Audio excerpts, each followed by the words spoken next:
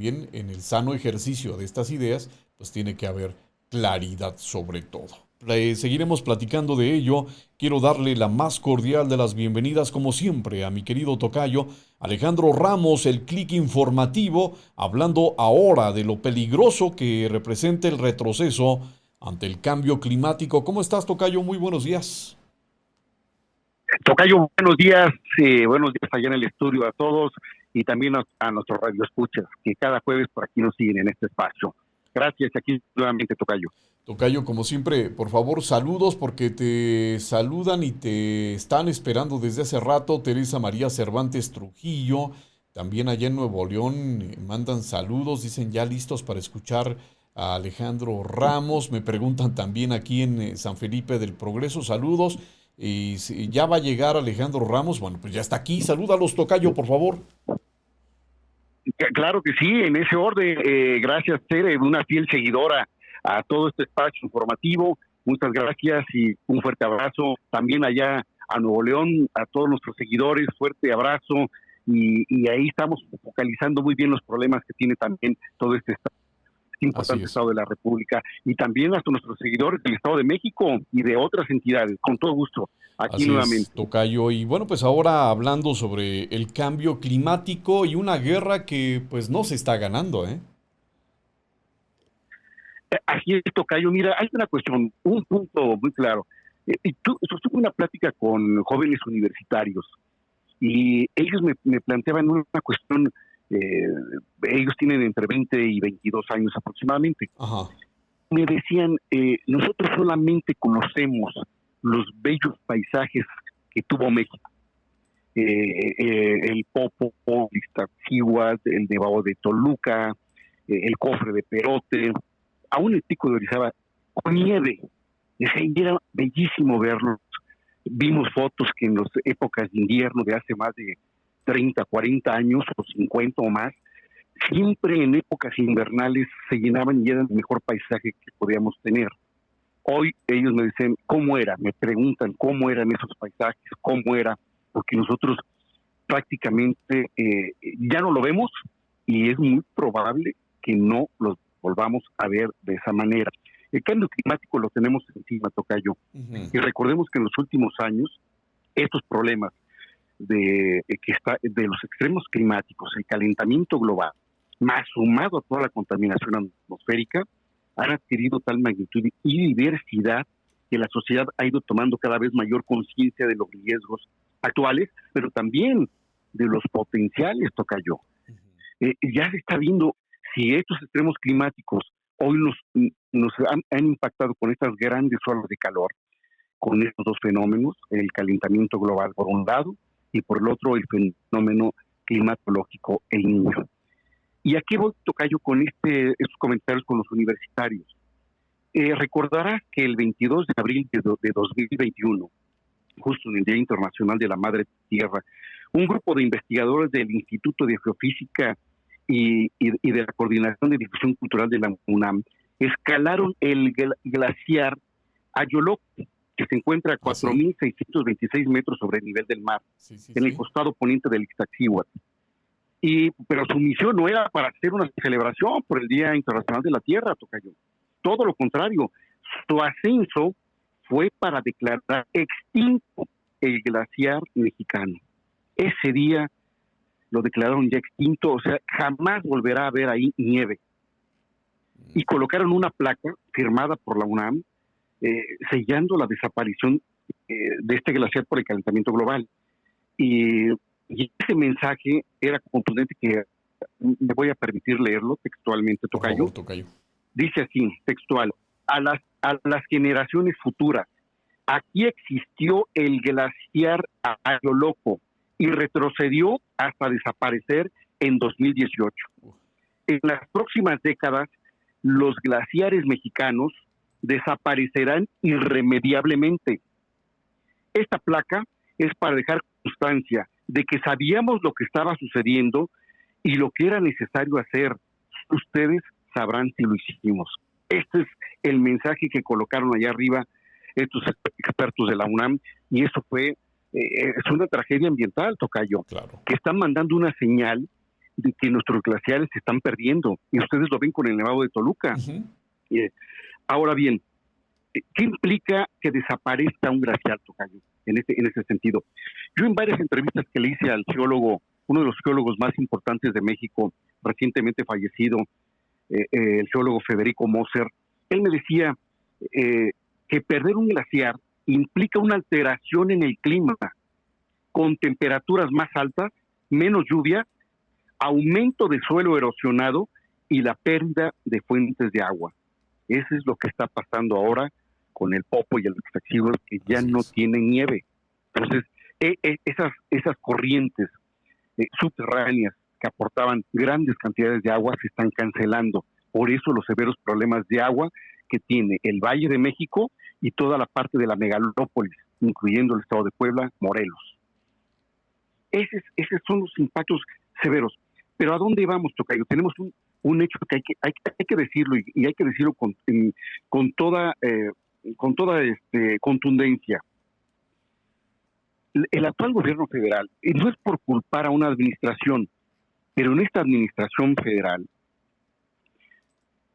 es poco o no le ha dado la prioridad a los problemas que está generando el cambio climático y cómo empezar a acelerar medidas, uno, de adaptación, y dos, para que potencialmente las siguientes generaciones no tengan problemas severos como es la escasez de agua o son estas tremendas olas de calor, que como decíamos en el espacio de la semana pasada, se van a estar repitiendo cada 2 o 5 años estas severas olas de calor, y cada vez será mucho mayor.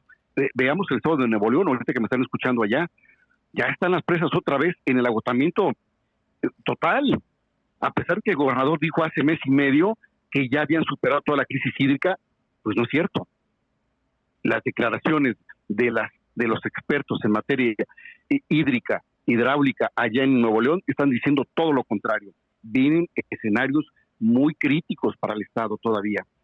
Ahora bien, tocayo, recordarás que esta administración, desde que inició, empezó a desmantelar la propia Semarnat, la Secretaría de Medio Ambiente y Recursos Naturales. Y eso fue un mensaje muy claro de que no es prioridad el medio ambiente, así de plano.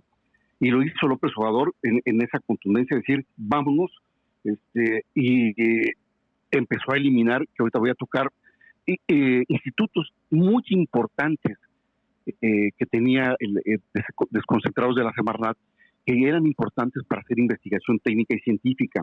¿Eso qué implicó? Al momento de que empezó a desmantelar presupuestalmente de capital humano a la Semarnat, pues con sus decretos vino una reducción presupuestal desde el 2019 para mitigación y adaptación de los efectos del cambio climático entre el 36 y 40% respecto al 2018.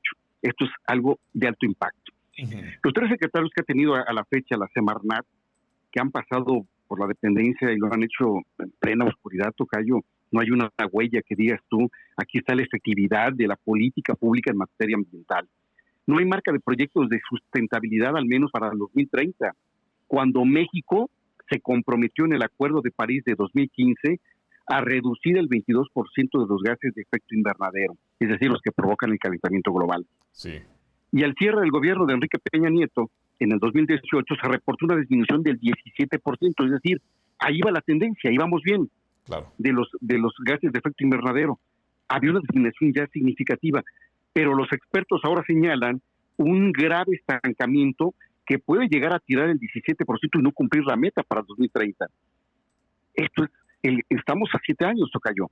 Entonces, sí, ahí tenemos un serio problema. Esta administración ya no lo hizo. Se van a ir 6 años sin lograr este avance en esta materia. Y no vamos a cumplir con este Acuerdo de París de la cumbre climática, que está indicando que no puede llegar el planeta arriba de los 2 grados Celsius más. Actualmente anda en 1.5. Llegar arriba de los 2 va a ser catastrófico, tocayo, a nivel global. Entonces, ¿qué encontramos en esta administración? Pues sigue la ruta del retroceso ambiental con el falso dilema de la soberanía energética. que solo le apuesta a las energías fósiles. No hay un impulso mayor, con fuerza, con contundencia, de programas medibles hacia la transición energética para reducir las emisiones de gases de efecto invernadero. Y bueno, han antepuesto generar energía eléctrica con uso del carbón y del combustóleo, que ya lo hemos dicho en este espacio. El combustóleo es el energético más contaminante que hay en el mundo, y aquí se sigue utilizando. O sea, es una dirección totalmente contraria a cumplir con los acuerdos internacionales, repito, del Acuerdo de París. Y con esto, al contrario, ¿qué es lo que ha ocurrido? Pues esta administración promovió la construcción de una termoeléctrica con gas natural y combustóleo. Es la que está en Huesca, Morelos. Y la refinería de Dos Bocas en Tabasco, que ya lo hemos también mencionado en estos espacios, solo para seguir explotando los combustibles fósiles. Entonces, estos impactos, las señales que está enviando esta administración, sí son de alarma, tocayo, porque lamentablemente sí es una administración que se va, pero el impacto que le deja al país va a ser mucho mayor. Se va a elevar la vulnerabilidad de los estados, de la mayor parte de los estados de la República Mexicana, ante el cambio climático. Los extremos nos están impactando severamente, el cambio climático lo tenemos encima, y eso nos está impactando de una manera que hoy lo hemos registrado, lo vivimos con fuerza en todo el país entre junio y julio, los más calientes que ha tenido México en los últimos 82 años, y así vamos sumando récords, y así a nivel internacional también. Ayer entrevistaba yo a algunos especialistas en la materia que están en España y me decían, están registrándose altas temperaturas no registradas en España. Así es. El calor es agobiante, los incendios forestales se siguen multiplicando. Mucho cuidado con todo esto, tocayo. Y este gobierno presentó el 8 de noviembre del 2021 su programa de especial de cambio climático, 2021-2024, y lo hizo con 2 años de retraso. Inició la administración prometiendo que iba a presentar su programa de cambio climático y no lo hizo sino 2 años después, 8 de noviembre del 21. Pero si tú lo revisas, tocayo, este programa especial de cambio climático, que termina el próximo año para esta administración, son 67 páginas. Y si tú lo revisas a detalle, solamente se queda plasmado en buenos deseos. Nada más. No se mete a fondo, ni con detalle técnico ni científico, a impulsar o a dejar una plataforma, decir, ahí va la transición energética que tanto necesita el planeta y necesita México. No está ahí. Se hace mucho hincapié en que este gobierno iba a poner fin a la pobreza. Al contrario, pues han aumentado millones de pobres, y eso no lo dice, no lo digo yo, eso lo dice el INEGI. Ha aumentado en esta administración la pobreza y la pobreza extrema. Entonces, uno de sus grandes apartados, y lo subraya mucho en su programa de cambio climático, es ese, en sus 67 páginas, haciendo mucho énfasis a poner fin. Ahí dice poner fin a la pobreza, pero no dice cómo. Pero en fin, en ese programa de cambio climático se establecen cuatro objetivos prioritarios, 24 estrategias y 169 acciones para disminuir la vulnerabilidad ante este calentamiento global y sobre todo, pues poniéndole foco mucho a los ecosistemas, a la población y a la biodiversidad. Pero pues aquí viene una gran crítica. Mientras eso lo plasma y dice, sí, reconocemos que a nivel global estamos en una situación muy complicada por el calentamiento global, pues se está lanzando con obras que están siendo, no solamente violan las leyes ambientales, sino que han arrasado con importantes ecosistemas. Y tenemos el Tren Maya, que también lo hemos comentado mucho en este espacio. Otro punto, tocayo, que quiero subrayar antes de cerrar mi comentario, es la desaparición de 2 grandes institutos. Los desaparecidos, te recordarás, en diciembre de 2021, el Instituto Nacional de Ecología y Cambio Climático y el Instituto Mexicano de Tecnología del Agua. El INEC y el INTA eran organismos, digamos, autónomos, pero con una masa crítica, con un capital humano científico. ¿Y para qué ayudaba? ¿Para qué era necesario tener estos institutos? Era necesario porque ellos eran generadores de investigación técnica y científica, y esa información es la que proporcionaban al Estado mexicano para la gran toma de decisiones, para llevarlos a las grandes cumbres climáticas que cada año las tenemos. Entonces llegaban ante la ONU y a ver, esta es la postura de México, estos son todo lo que se ha hecho, estos son los trabajos, esto es lo que se está realizando, estos son los impactos económicos, este es el impacto en materia de ecosistemas, etc, etc, etc, pero con un sustento que permitía que México se colocara a la vanguardia en su agenda ambiental antes en estas cumbres climáticas. Al desaparecer, al decir por la autoridad republicana, no, nos sale muy caro, pues los elimina y mete solamente sus estructuras a las propias a la dependencia de Semarnat. Es decir, en la pasada cumbre climática ya no fueron expertos, ya no estaban ellos, solamente había una mínima representación encabezada por la titular de la Semarnat, María Luisa Albores, pero ya no había expertos en materia ambiental. La participación de México fue bastante gris, por no decir prácticamente desapercibida en esta gran cumbre climática. Y déjame ir perfilando mi cierre, tocayo, con una cuestión muy importante. En una entrevista que le hice a Adrián Fernández, que es el director de Iniciativa Climática de México, él indicó que México reportó en emisiones a la atmósfera en 2013, hace 10 años, un total de 665 millones de toneladas de dióxido de carbono, que es el generador de los gases de efecto invernadero.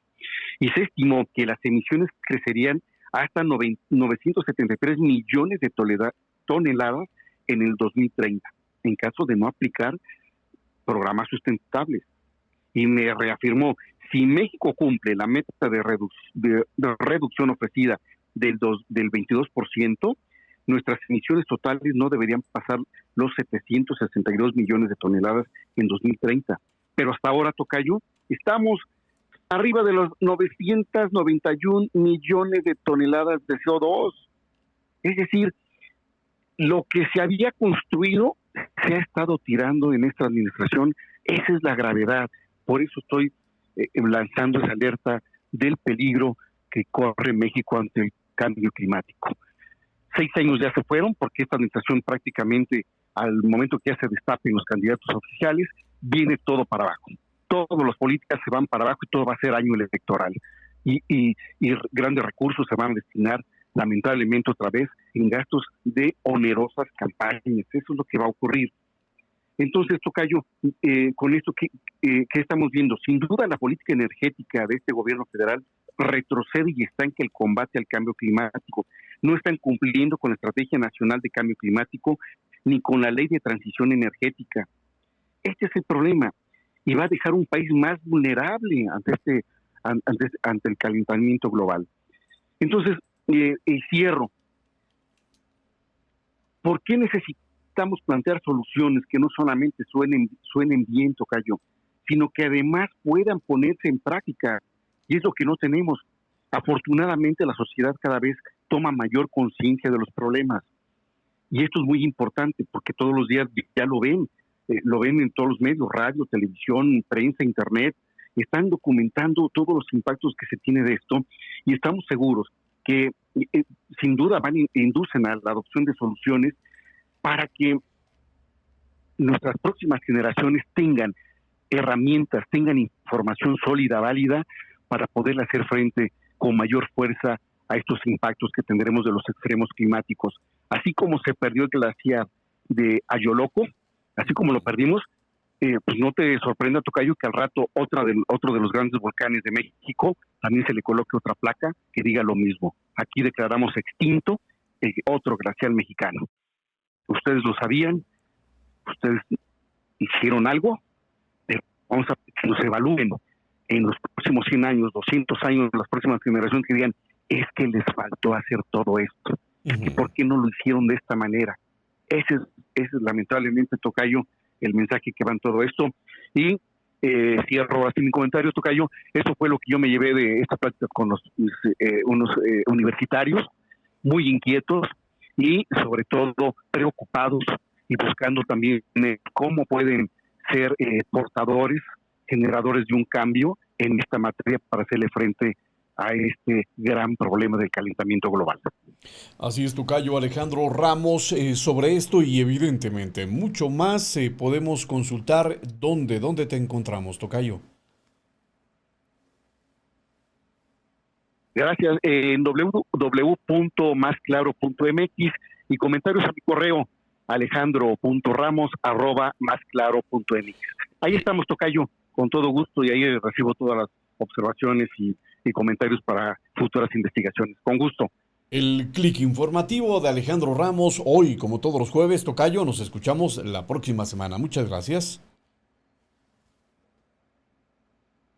Claro que sí, muchas gracias a todos, un fuerte abrazo y que tengan todos muy buen día. Muy buen día, Alejandro Ramos. Dele seguimiento también ahí en Más Claro. Muchas gracias.